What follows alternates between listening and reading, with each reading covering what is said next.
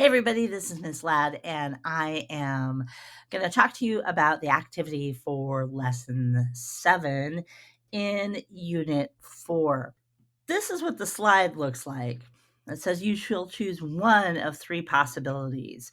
I started off with this emoji movie app, um, and I went to finish, and then it went to the next thing, and I went, what the hell's going on here? So I thought I'd take a minute to explain to you how this works. Even though it says so right in the slideshow, I totally misinterpreted it because of the way that I expected code.org to work. So the first part of the Emoji Movie app is just to go through the app itself and to see what its functionality is.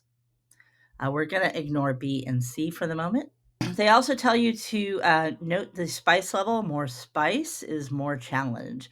So, like I said, I just kind of focused on doing A right now to just kind of get an idea of what was going on.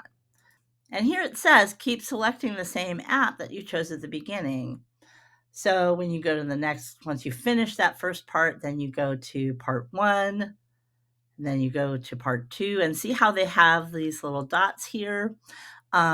This is the top of your page, right? That little navigation up at the very top where you can navigate between these different levels. So basically, part 2, you do part 2. Part 3, you do part 3. Part 4, you do part 4.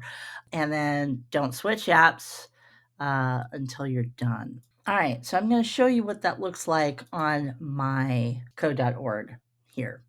So as you can see, the first part I went through and I did all of them, and because I just flat out did not understand. So if you pick A and then you hit finish and you come back to this page, you hit finish again.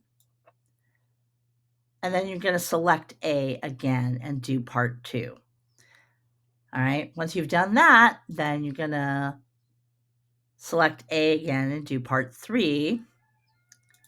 And once you've done that, you select A again and do part 4.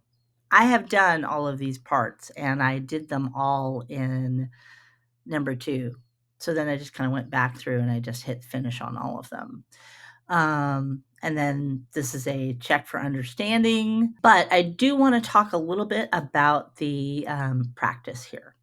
So I want you to read through this thing before you answer the practice question, even though the answer is up at the top. So the question is, what will be displayed after this code segment is run? Score has the value of 4, lives has the value of 3, and then you look at this if-else statement and you answer what that is up at the top. What's the answer?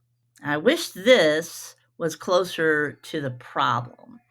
But that might not be the case when you take the AP test. You'll have to read through things very carefully. So this is an AP test practice. And this is this reference sheet is there for you to look at. I don't think this will be available during the test, but it's something for you to know and to understand before you answer this practice question. So that's important. And then I think 6, again, same thing. We've got another question.